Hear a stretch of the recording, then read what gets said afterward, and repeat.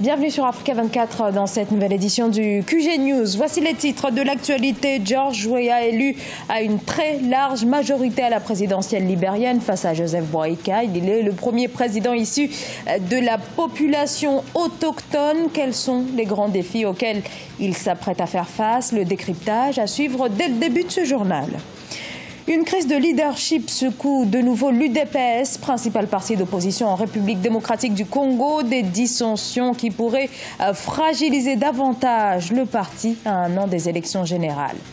Et l'agriculture guinéenne, malgré son potentiel, le secteur peine à décoller, une agriculture peu industrialisée, et ce, dans ce pays majoritairement rural où 80% de la population vit de l'agriculture.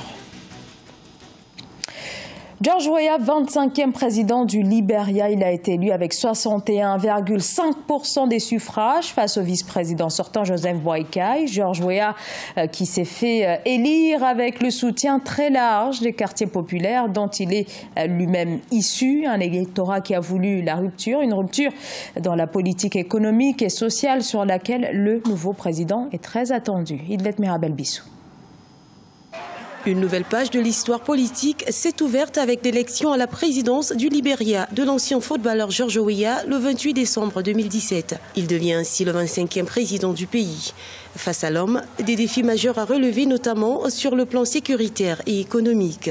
Il prend le pays à un moment où il est confronté à des difficultés économiques causées d'une part par l'après-période Ebola, par la baisse pendant longtemps des cours des matières premières, par un chômage qui est resté massif malgré les efforts de la présidente sortante Ellen Johnson Sirleaf. Le nouveau président George Weah a des cartes à jouer en ce qui concerne l'accès aux soins. L'autre défi majeur porte sur le plan économique, surtout avec la crise Ebola qui a fragilisé les différents secteurs d'activité. Avec un taux de chômage de 4% en 2016, l'emploi des jeunes ou encore la formation professionnelle, sans oublier l'éducation, sont entre autres les défis qui attendent le nouveau président du Libéria. Après tout, pour diriger un pays, il faut avoir le soutien de sa population et M. Weah a pu obtenir cela. Donc il y a véritablement de quoi pouvoir soulever des montagnes avec cette force populaire. J'ajouterai les autres éléments qui comptent pour le Libéria. Le Libéria sous Ellen Johnson Sirleaf a pu arriver à l'effacement de sa dette. Près de 3 décennies après le début d'une guerre civile qui a fait 250 000 morts entre 1989 et 2003, le Libéria vit sa première transition pacifique entre deux présidents élus. Avec un taux de participation de 55% à la présidentielle de 2017, le pays entre dans une nouvelle ère politique avec à sa tête l'ancien footballeur international George Weah, qualifié par la FIFA du meilleur joueur africain du XXe siècle.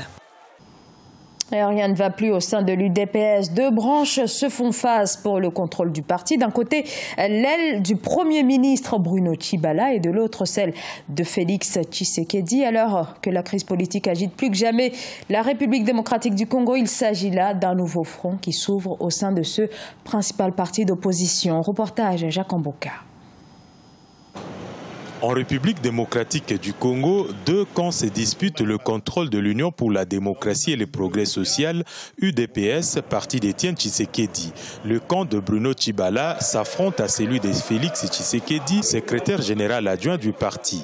Élu président d'une faction de l'UDPS, poste qu'il ne pouvait plus conserver compte tenu de ses fonctions de Premier ministre, Bruno Tshibala a désigné Tarcisse Loseke président de son parti. De quel droit il contesterait cette élection qui s'est passée démocratiquement dans un congrès extraordinaire convoqué légalement et qui avait toute la légitimité pour élire le successeur du président Tshisekedi.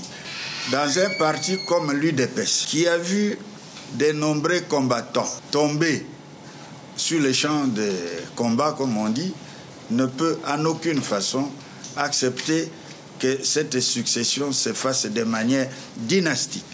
Du côté de Félix Tshisekedi, on estime que le Premier ministre Bruno Tshibala et ceux qui l'ont suivi s'étaient déjà auto-exclus du parti. Ici, on considère que seul Jean-Marc Kabound, secrétaire général, est habilité à engager le parti après le décès de son président Étienne Tshisekedi.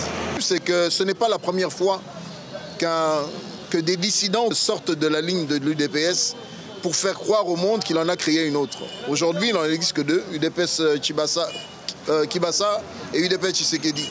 Que M. Bruno Tshibala croit ou prétende demain diriger une UDPS, c'est simplement malheureux parce qu'il y a 7 mois, lorsqu'il était démuni, il ne pouvait pas organiser quoi que ce soit. Nous sommes restés la seule et unique UDPS, quand bien même aujourd'hui, quelqu'un qui est Premier ministre voudrait jouir de cette position pour légaliser une imposture. Mais cela ne passera pas. Les conflits au sein des partis politiques qui débouchent au dédoublement sont légion en République démocratique du Congo. L'Union pour la démocratie et le progrès social avait déjà traversé des situations du genre, mais seule la mouvance dirigée par Étienne Tshisekedi est restée plus active avec un réel ancrage politique. L'UDPS Tshibala compte d'ailleurs reprendre les sièges du parti laissé par le président Étienne Tshisekedi. Une initiative risquée et qui va ranimer les tensions dans un contexte politique national déjà tendu. En Guinée, la Chambre nationale d'agriculture veut impulser une toute nouvelle dynamique dans ce secteur, une agriculture pour l'heure de subsistance. Mamadou Bobo Diallo, son président, plaide pour une plus grande industrialisation afin de parvenir à l'autosuffisance alimentaire. Les précisions de Siamlo Victoria Sedji. L'agriculture est l'avenir de la Guinée. C'est la conviction de Mamadou Bobo Diallo, président de la Chambre nationale d'agriculture. C'est en 2003 qu'il se lance dans ce secteur avec la création de la ferme de Denken à quelques kilomètres de Boké au nord-ouest du pays. Un champ de près de 800 hectares où la pomme de terre, la banane ou encore le riz sont les différentes spéculations. Aujourd'hui, il compte maîtriser toute la chaîne de production et de commercialisation du riz en Guinée avec la mise en œuvre d'une rizerie moderne.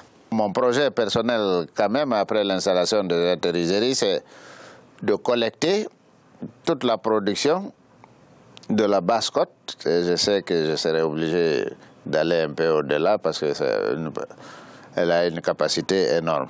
Et après, comme peut-être que vous avez su, j'ai des plantations d'anacardier. Donc je ferai une petite unité de décortiquage, ne serait-ce que pour 5 à 10 000 tonnes l'an. Comptable de profession, Mamadou Bobo Diallo a comme activité principale la pêche industrielle. À la tête de la Chambre nationale d'agriculture, il plaide pour une agriculture inclusive et résiliente.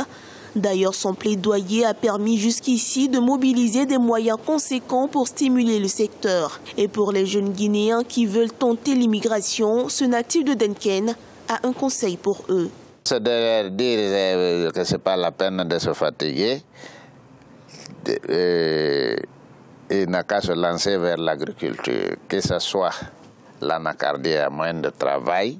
Si vous plantez, vous l'entretenez 3 ans, après vous avez une récolte tranquille. Si c'est le riz, c'est de dire à quelqu'un qui les prend ici, qui prend leur production, qui est prêt même à leur préfinancer pour qu'ils aillent dans les champs produire du riz que je rachèterai. Donc on est prêt à les préfinancer. Ils verront qu'en fin de campagne, ils auront au minimum entre 10 ou 20, l'équivalent de entre 10 ou 20 000 euros de bénéfices.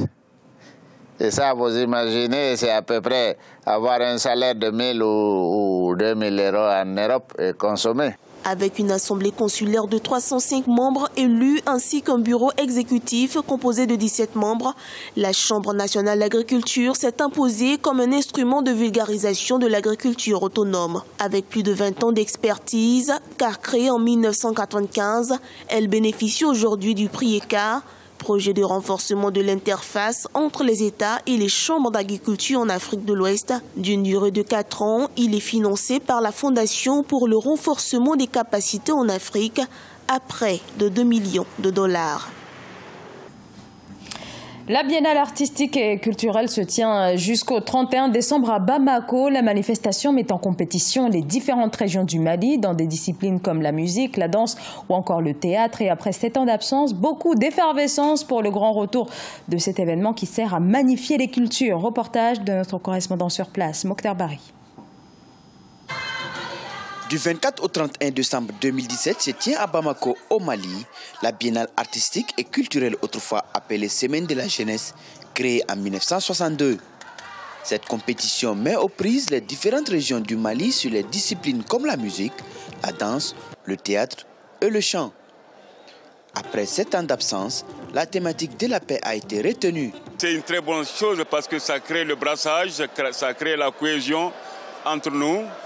Et nous sommes très heureux de rencontrer tous les amis de Kidal à Caille, des vieilles connaissances et de nouvelles connaissances aujourd'hui. Si aujourd'hui la jeunesse se retrouve à Bamako pour parler d'un seul langage, pour prôner la paix, cela est une très bonne chose.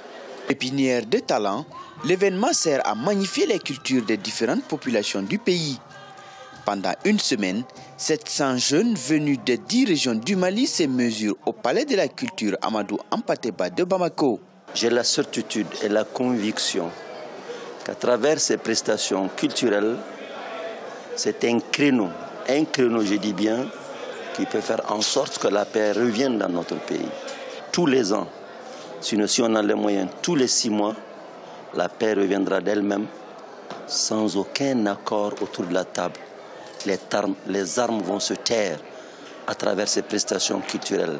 Longtemps réclamée, la jeunesse malienne a l'occasion de mettre en œuvre ses compétences artistiques. Autrefois couplé au sport, le ministère en charge de la jeunesse vient de lancer une autre semaine dite de la jeunesse, exclusivement réservée aux sportifs. Au Cameroun, c'est officiel, la première mission d'inspection de la CAF est attendue en janvier 2018. Elle est prévue du 11 au 23 janvier. Il s'agit de faire le point sur l'état d'avancement des préparatifs en matière d'infrastructure, notamment en vue donc de l'organisation de la Coupe d'Afrique des Nations de football qui aura lieu en 2019. Ce journal a été réalisé par l'ensemble de la rédaction. Merci pour votre fidélité. Dans un instant, une nouvelle édition de l'actualité sur Africa 24.